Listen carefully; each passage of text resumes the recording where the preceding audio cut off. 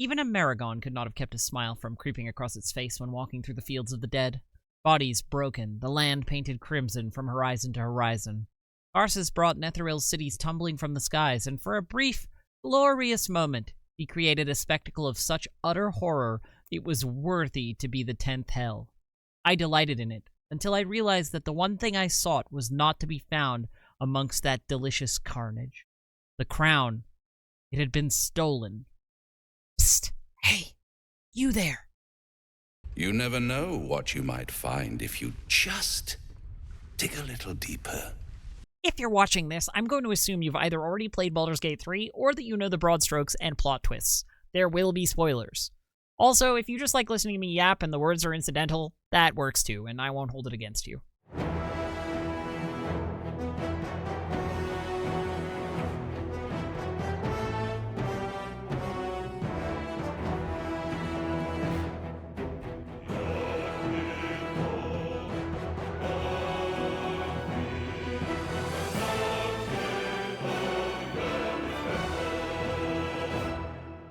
Baldur's Gate 3 doesn't play all of its cards right away. It has a lot of villains working on various levels whose schemes and true identities unfold slowly over the course of the game's 3 acts.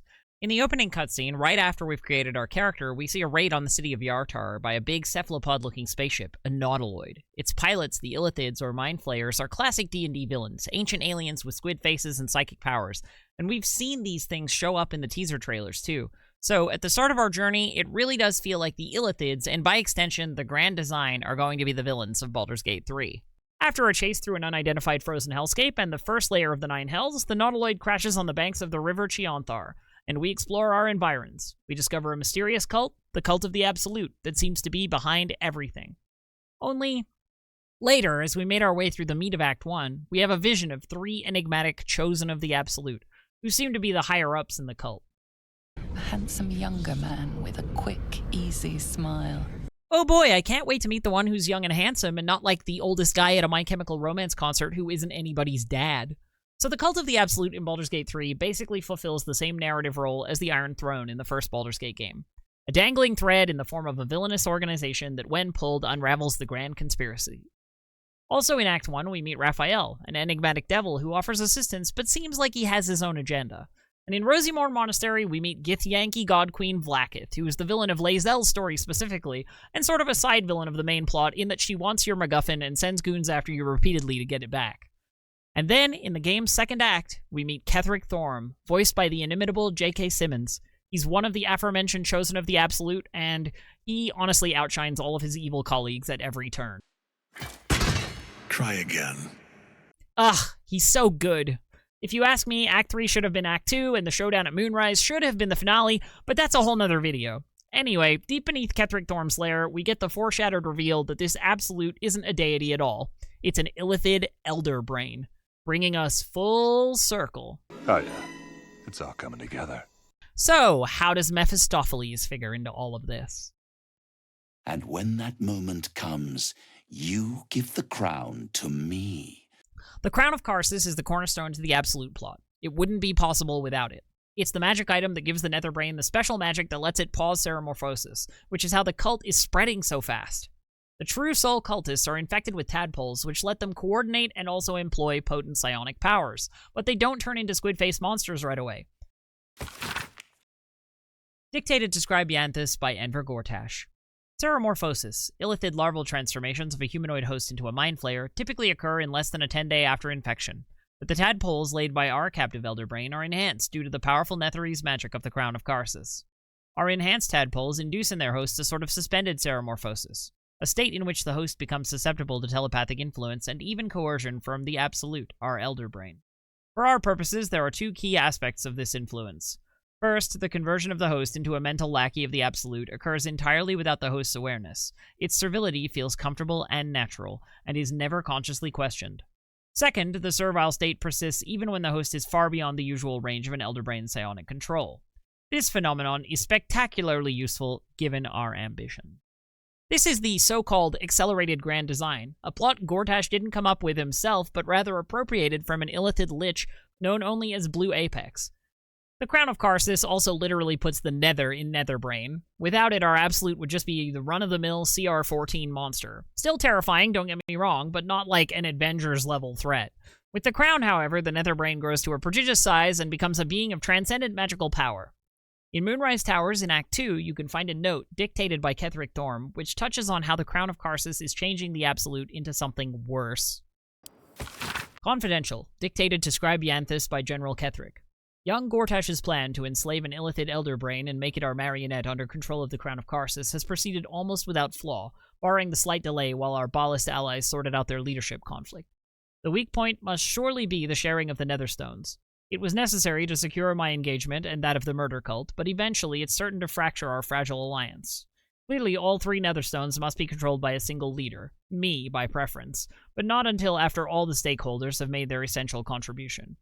Gortash fears that, energized by the dark energies of the Crown, the brain we now call the Absolute will eventually metamorphose into something new and more difficult to control. If he's right, the need to invest the power of the Netherstones in a single wielder is urgent, even more so in that Enver Gortash, at least, must be thinking the same way.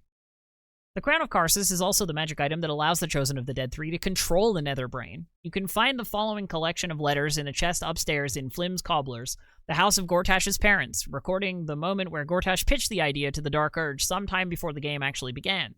It reveals some more details about how the leashing actually works. A collection of letters between 2 correspondents, but all written in an unfamiliar code or cipher. At the end of the scrapbook is a sheet titled, Plain Text Deciphered by G. Your proposal is intriguing. Tell me more about the Crown of Karsus. It was created to enhance and broadcast the dominance of its creator, but during the folly it was inverted, turned inward. Now, instead of the wearer dominating others, others can dominate the wearer.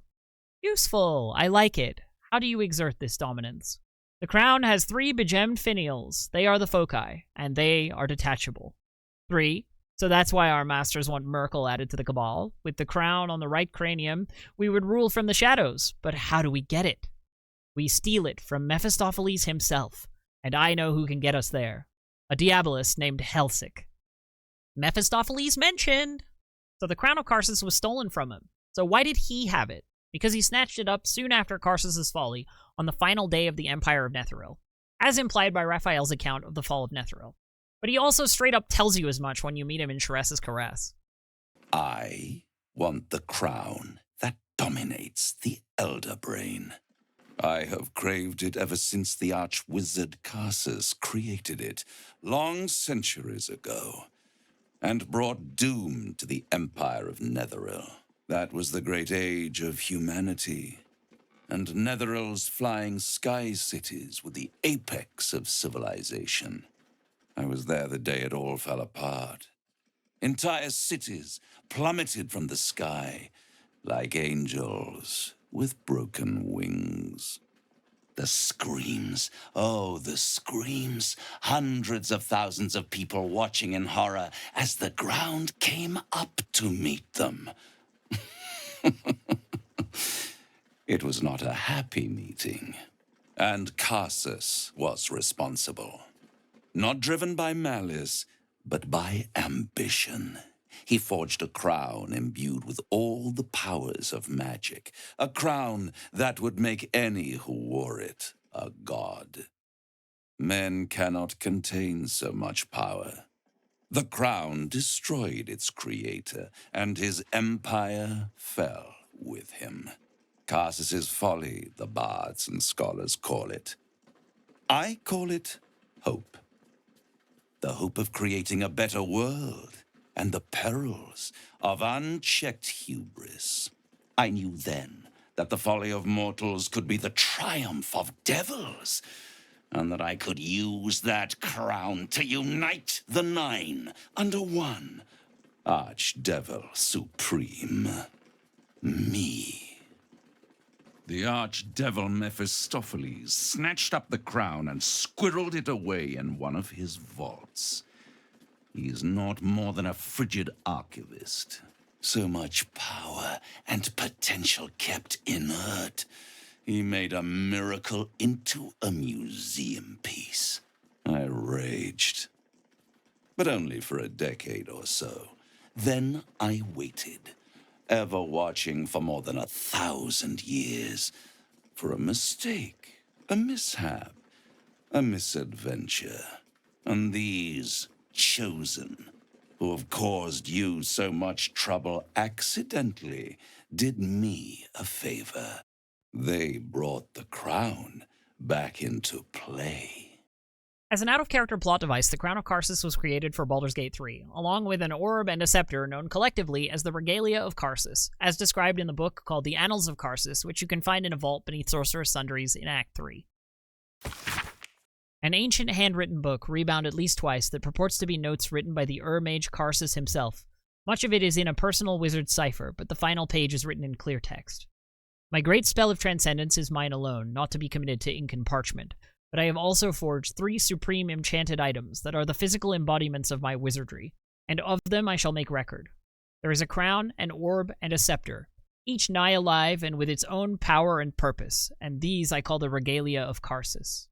The Crown of Karsus, to attract and absorb magical knowledge and give the wearer dominion over himself so that he remains his own entity apart from the weave. The Orb of Karsus, a storage device or battery that condenses mystic power, ever gathering so that it must be siphoned at intervals of its excess. The Scepter of Karsus, an instrument of projection, a focusing utensil for the precise wielding of unimaginably vast forces. Know of these items you must, for if I fail to achieve immortality, they will persist, and I dare say live on beyond me. So if Mephistopheles has the crown in his vaults, how did the Chosen of the Dead 3 come to have it? You can ask Raphael about this directly, actually. Through the aid of a diabolist, somebody capable of opening a portal to the hells, deep in the hells. They must have raided Mephistopheles' vault. Impressive, I must admit. The raid, along with a timeline of events leading to the scheme, is mentioned in a draft of Gortash's memoirs that you can find in his office on the top floor of Worm's Rock Fortress in Act 3. Memoirs by Gortash, outline for Chapter 4. I re-establish worship of Bane in Baldur's Gate as a hidden cult.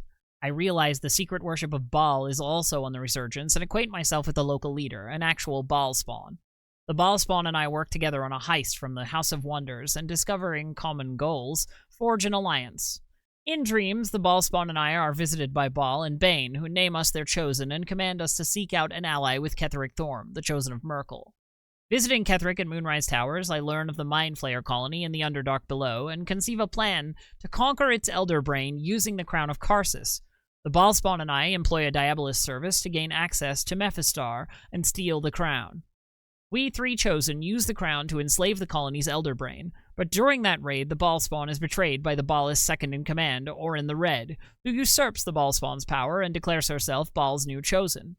Following my master plan, the new trio brainstorms our grand hoax of the Absolute. Note, where to put in the Astral Prism and the adventurers who took it after its theft from Blacketh, and when to admit considering taking them as my new allies. In another of Gortash's memoirs, which you can find in High Security Vault number 6 in the Counting House in Act 3, he mentions how he came across Blue Apex's plan for the accelerated grand design, too. Gortash's Private Memoir Notes number 9. To take control. We were deep in Mephisto's vault, burgling the Crown of Karsus, when I saw next to the crown that the wily archdevil had a portfolio labeled Accelerated Grand Design. I couldn't resist taking that as well. The portfolio contained plans compiled by a mad Alhoon known only as Blue Apex for a version of the Illithid Resurgence, a grand design that called for mass tadpoling of both friends and enemies, but not to convert the tadpoled into mind flayers, but rather to suspend that ceremorphosis under powerful magic to create a vast and unconscious hive mind commanded by an enhanced elder brain. My mind, trained in the tyrannical tenets of Bane, instantly saw this as a means to perpetrate a powerful religious hoax, a mass movement controlled ultimately by none other than myself. For who but the chosen of Bane could master so grand a scheme? Gortash is kind of full of himself, huh?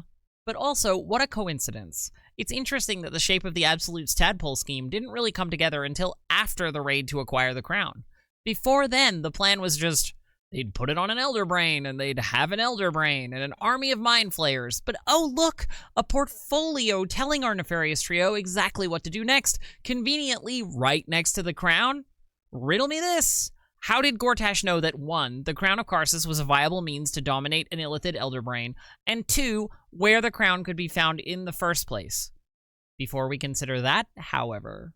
Devil's in the details, you see. and the details are in the fine print. The Astral Prism is the big MacGuffin of the plot of Baldur's Gate 3. It's the thing that you have, or initially Shadowheart has, that lets you have a tadpole in your brain without falling under the control of the Absolute. If you didn't have the artifact, you'd just be another random cultist encounter. Heck, that's exactly the state in which you find Minthara. And this ability makes the Prism a threat to the Absolute plot, which is why everyone and their dog is after it. Another memoir you can find from Gortash in the vaults of the Counting House describes how it was the Absolutists themselves who first made a grab for it, seizing it from Vlaakith. Gortash's private memoir notes number 16, The Astral Prism Heist. After that dream I had about the Githyanki threat to our accelerated grand design, my research led me to pore through the old archives left behind in Moonrise Towers by the High Heralds. These records include some surprising early sources, both Githyanki and Githzerai, that mentioned a relic or artifact called the Astral Prison or Prism. Though the source of its power was unstated, this artifact was reputed to be able to project a field that disrupted Illithid psionics. Such an artifact would clearly be an existential threat to both our absolute ambitions and the grand design. All three of the ancient sources agree that the Astral Prism was in the hands of the Githyanki Lich Queen Vlaakith. Thus was born a plan to send a tadpole strike team in a regrown nautiloid piloted by the Emperor to steal the Astral Prism from Vlaakith. And this is what happens just prior to the start of the game. The tadpole strike team has just swiped the prism from Vlaakith, presumably in the astral plane, and plane shifted back to Toril. One of the local Githyanki outposts around Toril, Kresh Kalir, dispatched a force to intercept it, but the Illithids defeated them. This is how Lae'zel ends up captive on the Nautiloid, and possibly why there are so many dead Illithids lying around even in the opening scene. And then, in the skies over Yartar, Vlaakith's own Dragon Riders catch up with a casting of the 9th level spell, Gate. So the Emperor tries to lose them by plane shifting to an icy chasm that looks like it could be Cania, Mephistopheles' lair of the 9 hells, or perhaps the para-elemental plane of ice, or maybe even the deep wilds. But there's an interview with the developers, which is no longer online, from way back when the first part of the intro was revealed, where this is actually supposed to be the Shadowfell? There's a mention that the Nautiloid chase is going through the hells. What part are you going through? We're not going to spoil that just yet. You didn't see the full intro today. What you see is the Shadowfell, aka the Plane of Shadow. That's when they first fought. They start off in Faerun, then they fought to the Shadowfell. Then they go somewhere else, but we're not going to show that just yet. We'll reveal that later. I saw the icy part, and I was wondering if that was Cania, the 8th layer of the Hells, and not Faerun. No. But the Hells are very much part of our story. You know Descent into Avernus? It's very strongly linked to our story. That being said, the Shadowfell is a little strange, given that Baldur's Gate 3 has a distinct visual language for the Shadowfell that it doesn't use here. The Shadowfell we see in Halcyon and Shadowheart's quest is very purple and black, swirly and metaphysical, while this icy landscape is very blue and white with red crystals, and it's depicted as a more grounded kind of environment that's clearly very, very cold. You can see the dragon's saliva freezing when they roar. But anyway, the Githyanki continue to pursue, so the Emperor planeswalks the Nautiloid again into the first layer of the 9 hells, Avernus, and the game proper starts here. So, the Astral Prism. That's a Gith artifact, right? It's even covered in the letters from the Gith Tirsu alphabet. It is a polyhedric device marked with Gith runes, if the Kithrak is to be believed. Githyanki writing. Every word a wheel, every letter a spoke. The most powerful texts are engraved in slate. Some so ancient, only the most erudite Gish can read them. Except symbolic drawings, etched over a forgotten text. 2 figures, one an imposing female with regal aspect, the other a devil with his face twisted with wry charm. Their hands meet in the exchange of an artifact, the Astral Prism. Here it's implied that a devil originally handed over the Astral Prism to Vlaakith. This is one of the 4 Githyanki slates that you find in the heart of the Astral Prism itself, which tell the story of Orpheus. One shows a figure marshalling an army under a comet, presumably Orpheus. One depicts one figure pledging allegiance to another upon a comet in the presence of a dragon, and one shows a figure being chained between 2 rocks, again, presumably Orpheus. What lies within the Astral Prism is the gigantic skeleton of a dead god, complete with rings and bangles and a crown. And this isn't without precedent. When gods die, the astral plane is where their petrified bodies end up. The Githyanki capital city of Tunarath is built upon the much larger 6-armed corpse of a dead, forgotten god known as the One in the Void. You can even pick up some fragments of the Astral Prism's dead god's bones and use them as alchemical reagents. Heck, people sell those divine bone shards on the open market. So who exactly is this god? It's never revealed. Some have speculated that this is the skeleton of Gith, and the concept art for the game seems to suggest that at one point the players would have been able to talk to them. but in the finished product, the question is left unanswered. In the skull of the dead god, we find Orpheus all chained up. Bound by infernal chains, Orpheus could never leave. The manacles on his hands look a little bit like the designs of the Astral Prism, and they too are marked with Tirsu letters. There is only one way we know of to break them. The Orphic hammer. An artifact capable of shattering the chains that hold Prince Orpheus is held securely in my House of Hope, even now. The specific provenance of Orpheus's bindings is hinted at as early as Kresh-Shalek. In the Inquisitor's Chamber, you can find a note in a confiscated book which declares a prohibition on literature concerning 3 specific topics: Orpheus, the magic of the undead, and infernal metals. There's also a book you can find in Raphael's House of Hope regarding the commissioning of the hammer itself. A detailed history of the Orphic hammer describing the infernal workforce Raphael harnessed to locate and mine the rare materials used in its creation, and its intended purpose. The hammer is not a weapon, it is an insurance policy. Its function is specific, but its utility is boundless. No chains forged by infernal hand can withstand its power, for its core is a metalliferous compound combining the purest of essence of all 9 hells. If I should ever need to liberate the prisoners held in the Iron City of Dis, to shatter the vaults of Nargis, or even to free the Child of Gith, my hammer will be equal to the task. Now, isn't that interesting? No chains forged by infernal hand. The Child of Gith is bound by chains forged by infernal hand. And what's shocking is that Raphael knows this. He knows the true identity and state of Orpheus, the Prince of the Comet, and he has known for some time. He knows the details of how he's bound. He knows the details of his powers. No. Orpheus is the only reason you're still alive. The Emperor is abusing the Gith for its own ends. According to the Emperor, the truth about Orpheus's powers is the dread secret that could bring down Blacket's rule. If it became known that she didn't have any defense against the Mind Flayer psionic influence, and was only appropriating those of a more legitimate claimant to her throne, Raphael has known this big secret all along. And Raphael apparently commissioned the Orphic hammer as an insurance policy with a specific function. Insurance against what? Well, just look at the name. The Orphic hammer. This is a hammer forged specifically to free Orpheus, if necessary. Recall that inscribed slate? A devil with his face twisted with wry charm. Wry charm. Who do you think that could be? Any guesses? The Baldur's Gate 3 wiki suggests that the devil depicted on the slate is Raphael specifically. And while there is no definitive confirmation, the existence of the Orphic hammer is a pretty significant nod in that direction. So it's a possibility, quite a likely one, that Raphael was the devil with whom Blackith made a deal to imprison Orpheus, commissioned the creation of the Astral Prison to contain him, handed it over to her in person, and then commissioned a tool capable of reversing the service he just provided, just in case. The description of the Orphic hammer reads, "Every contract a devil makes has some form of insurance. This one is cast in infernal iron and was forged in deep, ruinous hellfire." We know Raphael commissioned the hammer, so the strong implication is that he also made the contract. The other possibility is that Raphael was the figure in the slate, but that he was acting as an intermediary of another, more powerful devil, with whom Blackith struck a bargain. And who might that be? Mephistopheles, perhaps? Maybe. We know from a conversation with Lae'zel after exiting the Astral Prism between Acts 2 and Acts 3 that it was the first Blackith against whom Orpheus rose in rebellion. Gith had just descended to the 9 Hells to make a deal with Tiamat on the advice of Blackith, but was betrayed. Tiamat's envoy, the great worm Ephelemon, returned alone to declare Blackith the true ruler of her people and seal an everlasting pact between them and Red Dragonkind. So presumably it was Blackith I who had actually made a secret deal with Tiamat to dispose of her rival. The War of the Comet happens soon afterwards and ends when Kithrak Boss defeats Orpheus, allowing Blackith to seal him and his honor guard, formerly his mother's honor guard, in the Astral Prism with infernal assistance.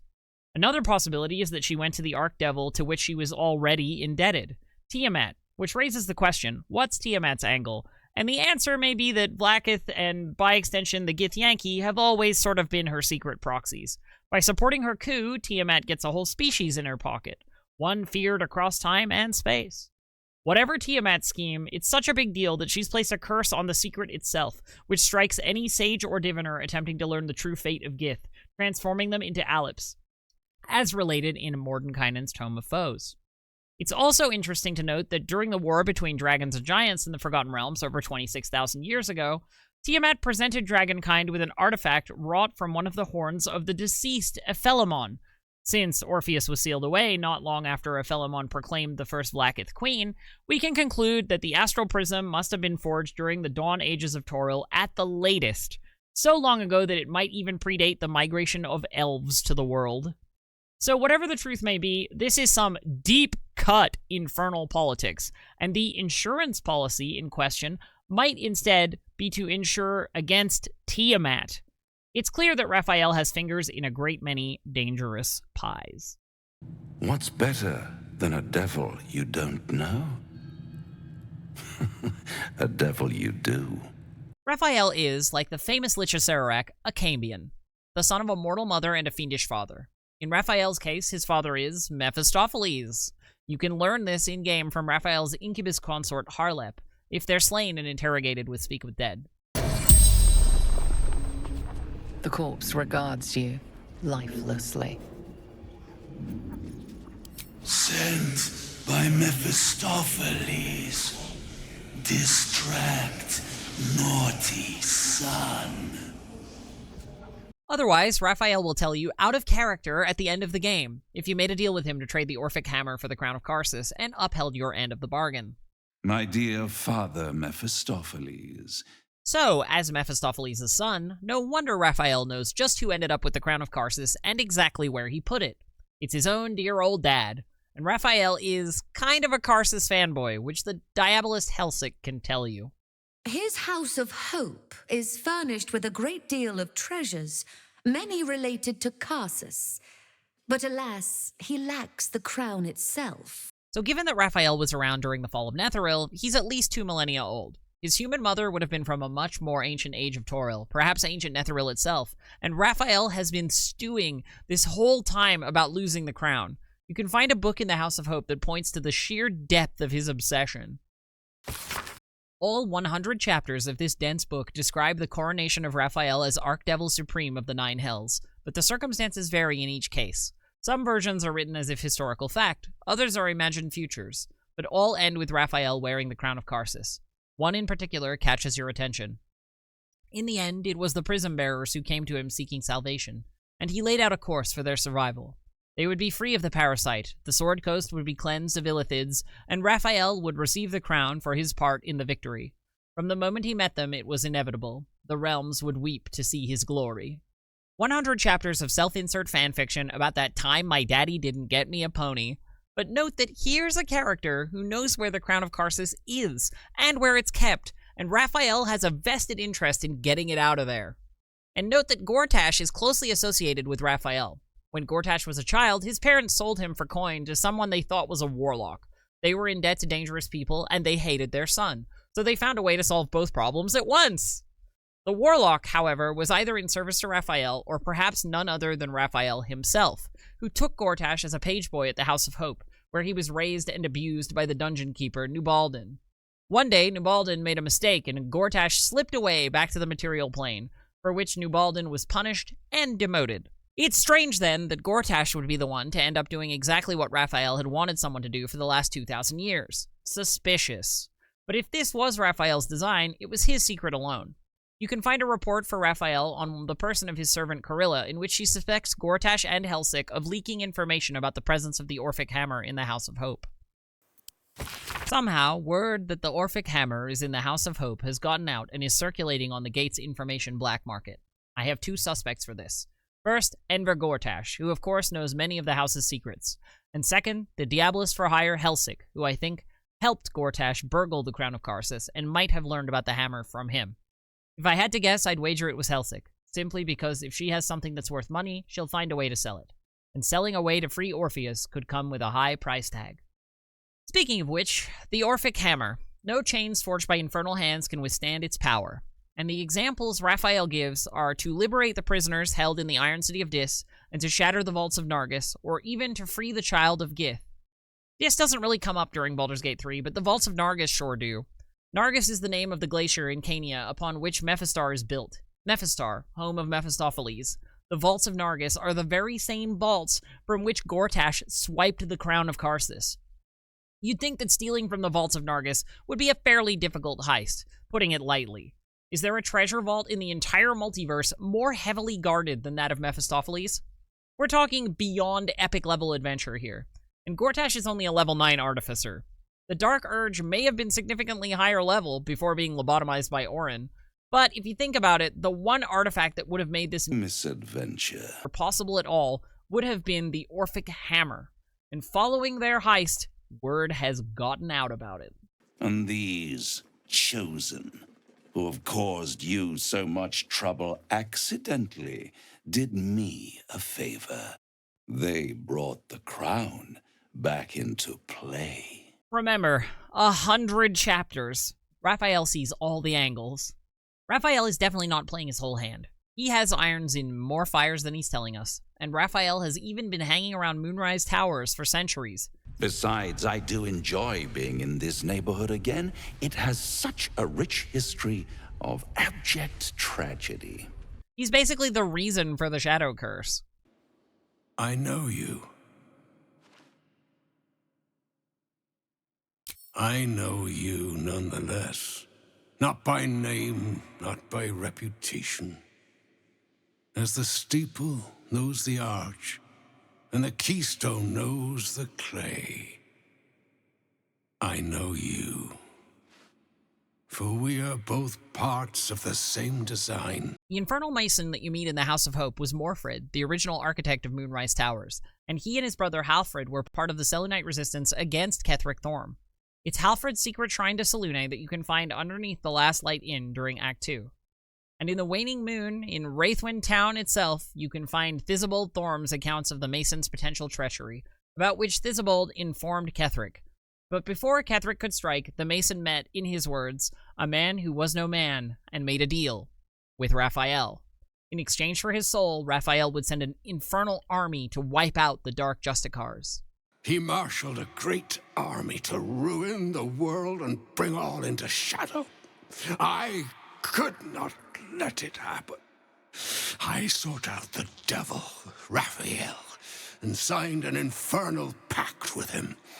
He promised to destroy my master's army, and I promised him my soul in return.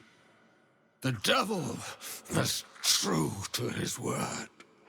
Fiends slaughtered my master's forces, but he endured somehow and blighted the land. Which is a lot of effort for one soul. Wonder why Raphael would need the architect of Moonrise Towers on his payroll. The one person who knows all the secrets of the particular structure built over an elder brain that would become the cornerstone of the Absolute plot over a century later. These are pieces that Raphael has potentially been moving for a long, long time. You have the option to rebuke the Mason and tell him that his intervention, quote, pushed Ketheric deeper into darkness, and was the reason he became the Chosen of Myrkul. Again, Raphael's intervention was the nudge that set another piece of the Absolute plot in place. Did Raphael truly have that kind of foresight? Raphael also has big plans for Baldur's Gate itself.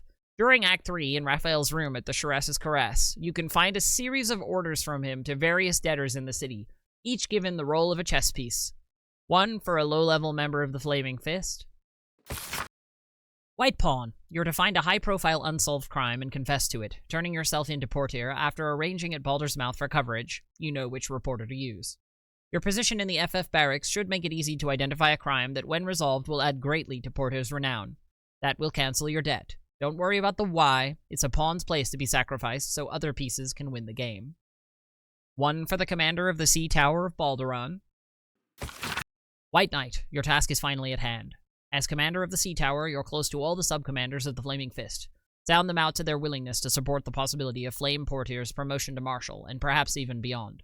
Encourage those who are lukewarm to be prepared to rank themselves behind Portier when events elevate her in power and prominence. However, for those who would oppose her, don't push them. Just make a note of their names and positions, and they will be dealt with by other means. That will cancel your debt, and doubtless line you up for greater responsibilities as well. Prepare yourself. And one for a Cleric of Helm. White Bishop, prepare yourself for a major speech in your temple extolling Flame Portier for her successes protecting the city and fighting crime. She's clearly a favorite of both mortals and immortals, and you can hint that fate and destiny may conspire to place her in command of Baldur's Gate. Your sermon will be printed in full in Baldur's Mouth, so remember that you are speaking not just to Helm's devotees, but to every citizen of the Gate, Orate, elevate, and inspire. That will cancel your debt, and I don't doubt you will end up as a key player in the new regime. Ready yourself. All with the aim of getting Liara Portier promoted to Marshal of the Flaming Fist, a seat currently occupied by Duke Ulder Ravengard. He does enjoy his games of chess, doesn't he? Sorry, lance board. Lance board. It's a rather grim tale. Even for my tastes. Speaking of influential figures in Baldur's Gate, the vampire lord Cazador Sar has a master plan to free himself from the shackles of his nature. But can you guess the Archfiend to whose tune he truly dances? Carved into that ivory skin of yours is one part of an infernal contract between the archdevil Mephistopheles and your former master, Cazador Za.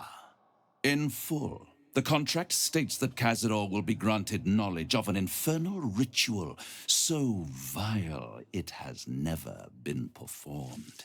The rite of profane ascension. It promises to be a marvelous ceremony, very elaborate, incredibly ancient, and entirely diabolical.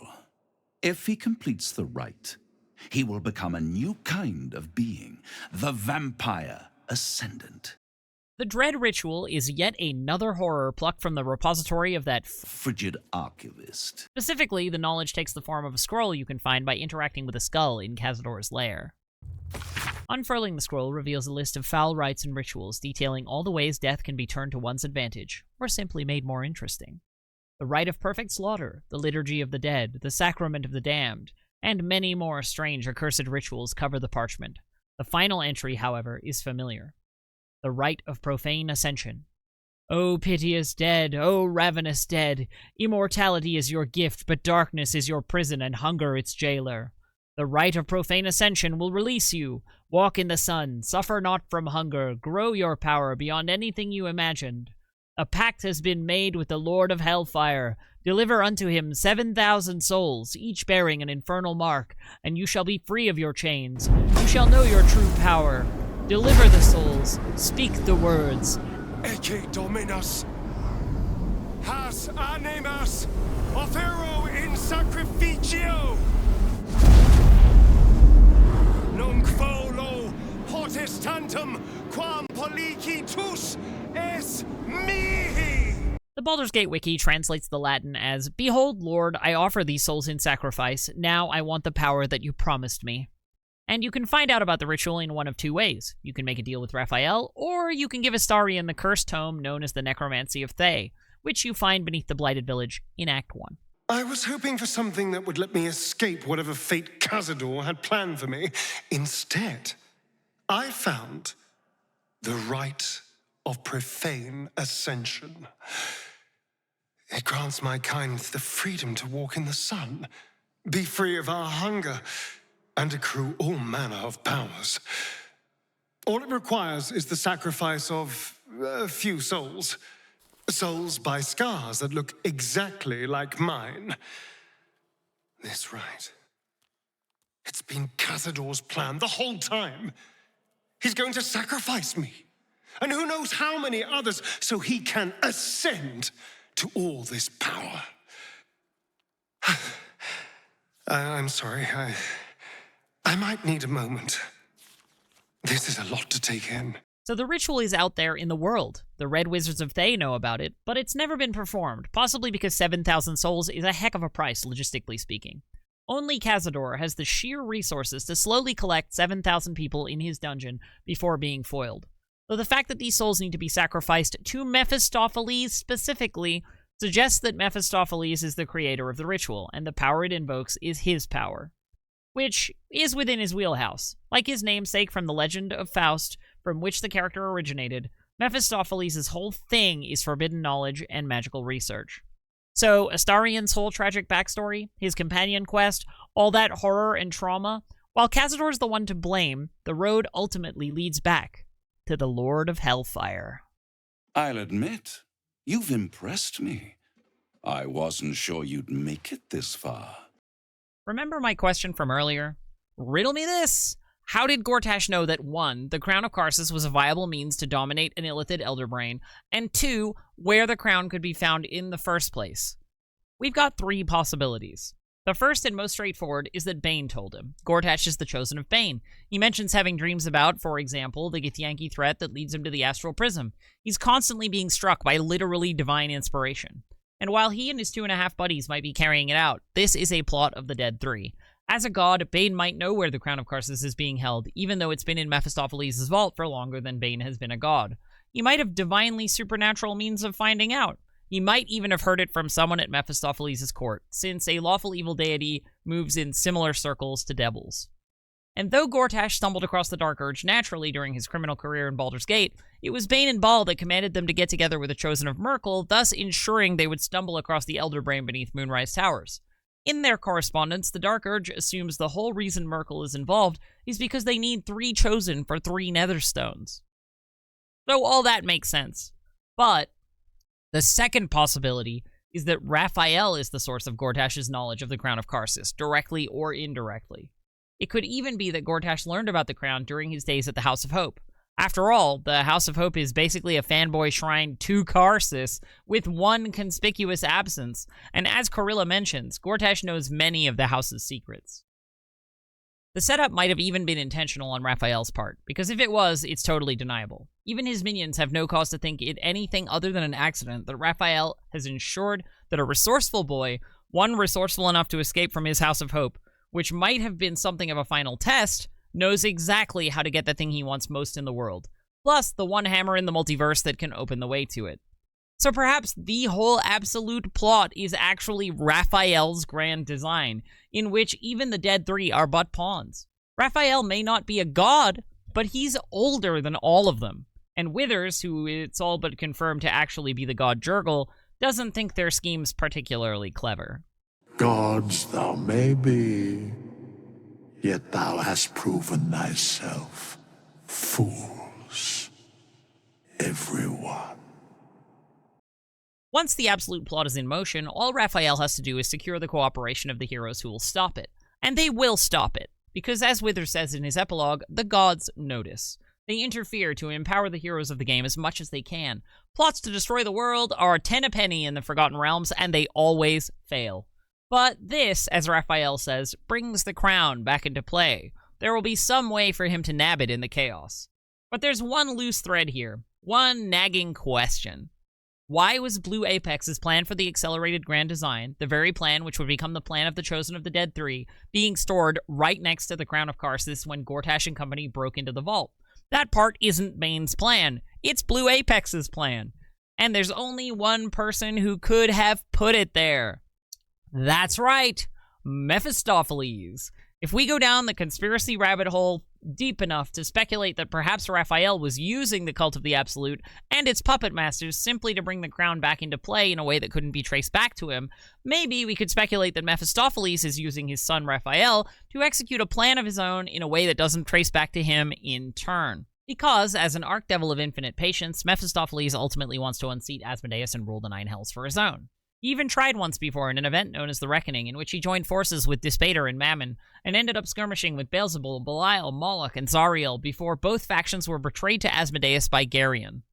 During the Spell Plague, Mephistopheles and Asmodeus attempted to ascend to godhood, the latter by consuming Azuth, and the former by consuming Mask.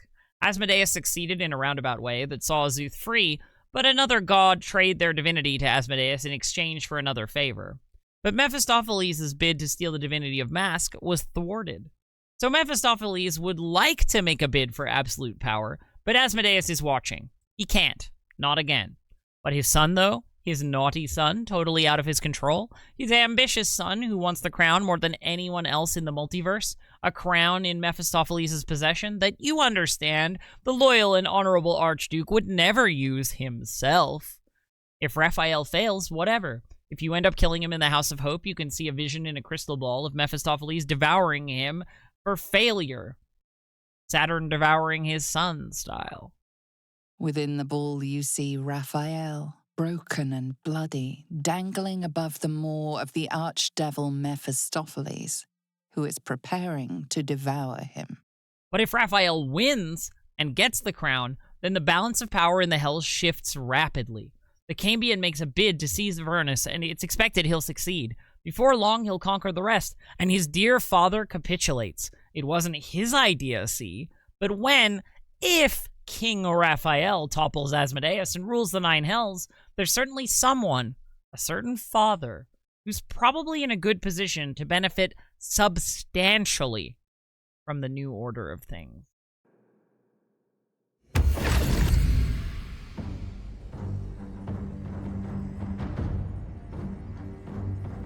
I owe you thanks. The crown really is marvelous. I'm almost tempted to dig Karsus' soul out of whatever pit he's in, so I can show him what his creation is capable of. Now it's in the right hands. My legions are beginning their assault on Zariel's flying fortress just about now. It will fall before the sun rises over Toril, and Avernus will be mine. Conquering the other hells will be simplicity itself. Some of the archdevils are already making overtures of peace and promises of tribute. My dear father Mephistopheles is among them. Even he sees how the tide has turned. And with all 9 hells under my command, I will end the blood war, Inferna Victoria, and look for new worlds to conquer. It won't be long before I come knocking at your door. Ta-ta for now.